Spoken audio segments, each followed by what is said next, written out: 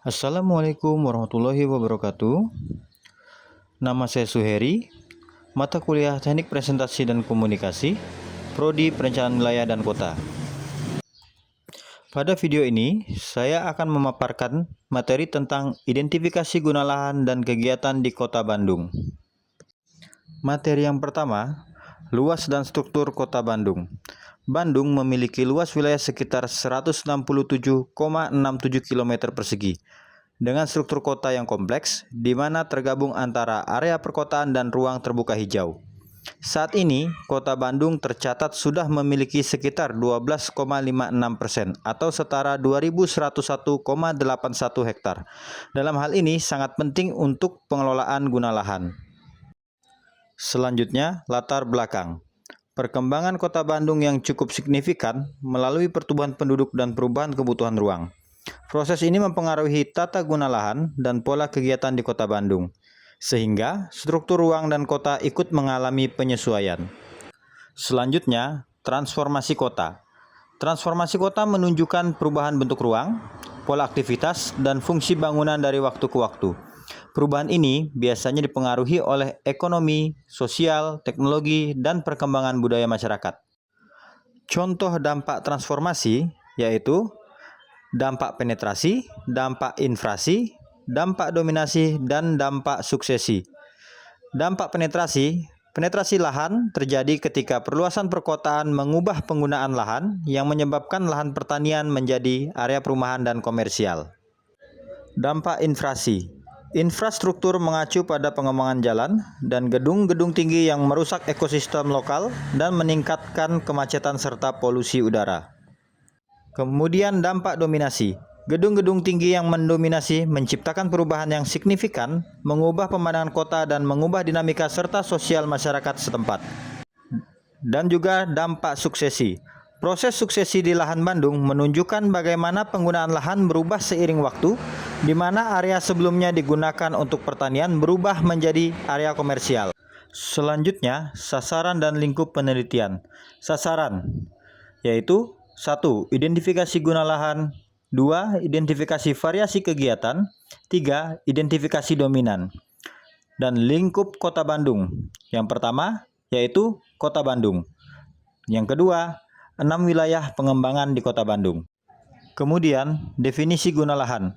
Guna lahan mencakup berbagai macam aktivitas yang dilakukan di tanah atau lahan tersebut seperti permukiman, komersial, dan pertanian yang saling mempengaruhi tata ruang kota. Kemudian, konsep Doxiadis 1968. Doxiadis melihat kota sebagai sistem yang terdiri dari manusia, masyarakat, alam, jaringan, dan bangunan. Setiap unsur saling berinteraksi sehingga perubahan pada satu bagian dapat memicu perubahan pada bagian lainnya. Pentingnya identifikasi guna lahan. Pertumbuhan kota terlihat dari peningkatan jumlah penduduk, perluasan kawasan terbangun, serta meningkatnya kebutuhan fasilitas dan ruang baru. Identifikasi guna lahan adalah langkah kritis untuk memahami penggunaan sumber daya.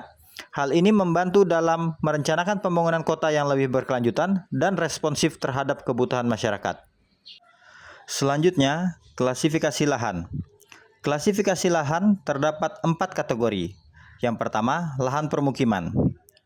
Lahan permukiman mencakup area yang digunakan untuk perumahan, menciptakan ruang bagi komunitas yang beragam dan dinamis. Yang kedua, lahan komersial. Lahan komersial digunakan untuk kegiatan bisnis, termasuk toko dan restoran, serta kantor yang mendukung ekonomi lokal dan lapangan pekerjaan. Yang ketiga, lahan hijau. Mencakup ruang terbuka hijau, taman, ruang terbuka, area pertanian, secara garis besar untuk keberlanjutan lingkungan dan kesehatan masyarakat. Yang keempat, lahan industri. Mencakup area yang digunakan aktivitas manufaktur dan produksi yang berkontribusi pada pembangunan ekonomi kota. Kemudian, perubahan fungsi ruang. Perubahan fungsi ruang muncul karena kebutuhan ekonomi, pola hidup, dan tekanan pembangunan. Fungsi lama sering digeser oleh aktivitas baru yang dianggap lebih menguntungkan atau lebih dibutuhkan. Selanjutnya, kota sebagai ruang aktivitas. Kota tidak hanya kumpulan bangunan, tetapi ruang hidup yang diisi beragam aktivitas masyarakat, Setiap lahan memiliki peran tertentu yang terbentuk sesuai kebutuhan sosial, ekonomi, dan mobilitas penduduk. Selanjutnya, fokus Kota Bandung. Bandung dikenal kota besar yang dinamis. Pemanfaatan lahannya sangat variatif, mulai dari kawasan heritage, pusat perdagangan, dan permukiman padat, hingga zona pendidikan dan pariwisata. Selanjutnya, tujuan survei.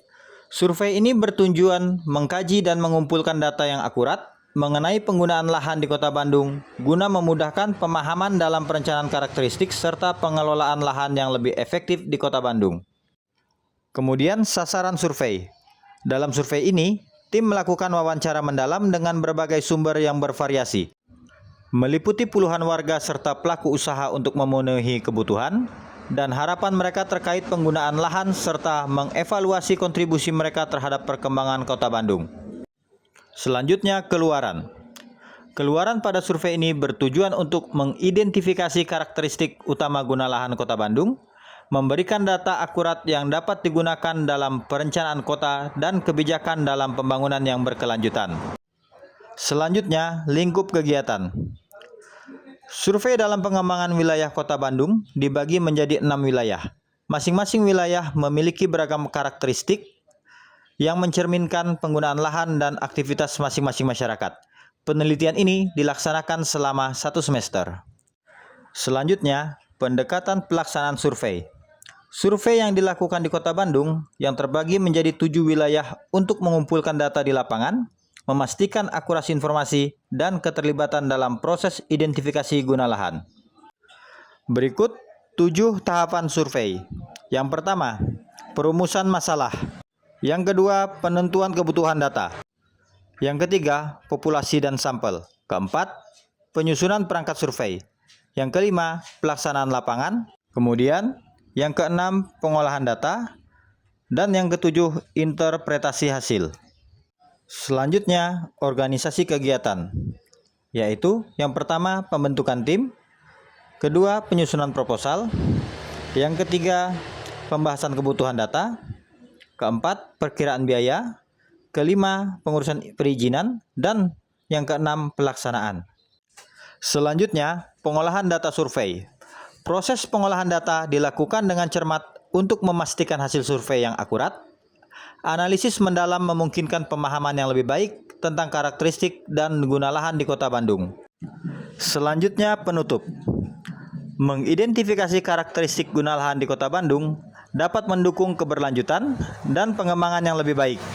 Kemudian memastikan kualitas hidup yang lebih baik bagi warga dan menjaga lingkungan kota yang sehat dan bermanfaat. Demikian pemaparan materi tentang identifikasi guna lahan dan kegiatan di Kota Bandung. Jika ada kesalahan dalam penuturan kata dan penyampaian data, maka saya mengucapkan permohonan maaf yang sebesar-besarnya.